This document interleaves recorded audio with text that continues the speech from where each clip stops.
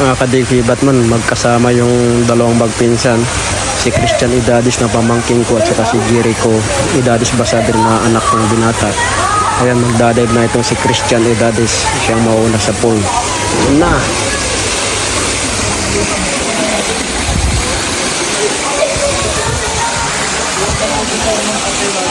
Next.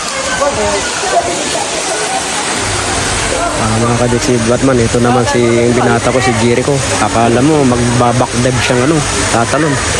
Yun pala paano lang, pasa kanila. Yun na, tumalon na. Yung binata ko, si Jericho Idadis Basadri. Yun yung binata ko. Nasa tabi ko naman itong binata ko ito, si Jericho Idadis Basadri, nag-dive din. Backdive. Galing, magkakasunod sila.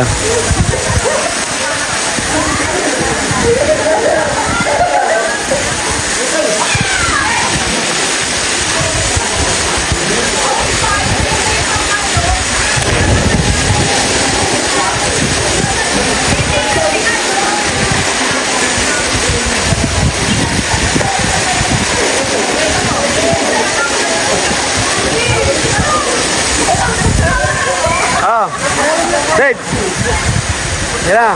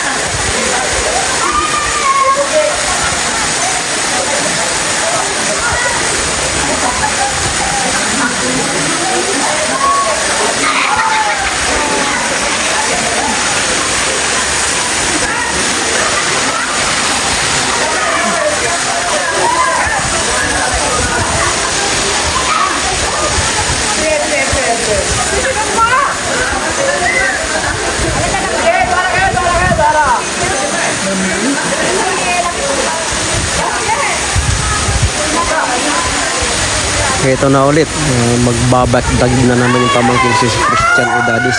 Yun! Galing, lakas ng loob. Ayos to ah.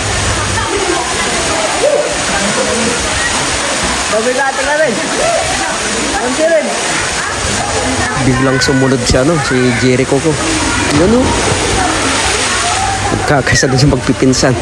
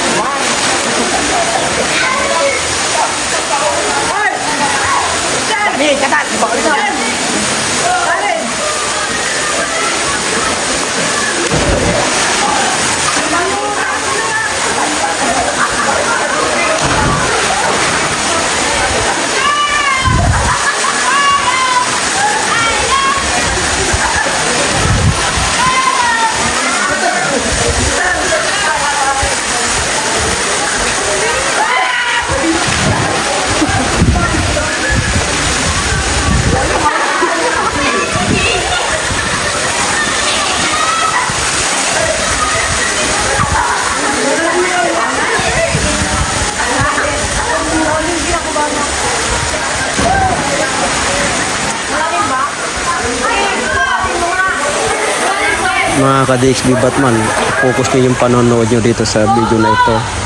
Makikita nyo itong bato na ito na parang mukhang tao na nanonood o nakatingin dito sa ibaba sa waterfalls na ito. Tingnan yung bato na yun, mukhang tao.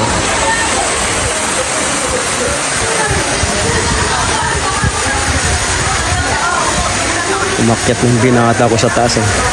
Nagsusolo na, medyo napasukan yata yung tinga niya. Yan si Jerewell Edadis Basadre. Ang anay kong anak na lalaki.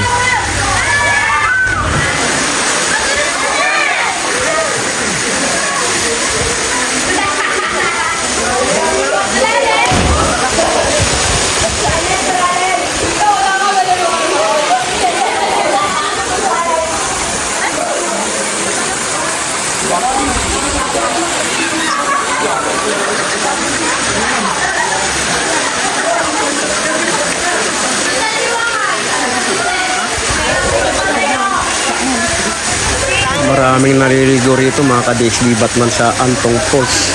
Naligo rin din ako rito mga ka-DXB Batman. Napakalamig ang tubig nito. Kaya ito, sa edad natin na ito, hindi tayo nakatagal sa lamig.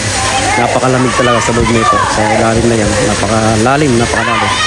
Lubukan kong sisirin yan, pero sobrang lalim talaga. Napakalalim mga ka-DXB Batman. Hindi basta-basta ang tubig na ito.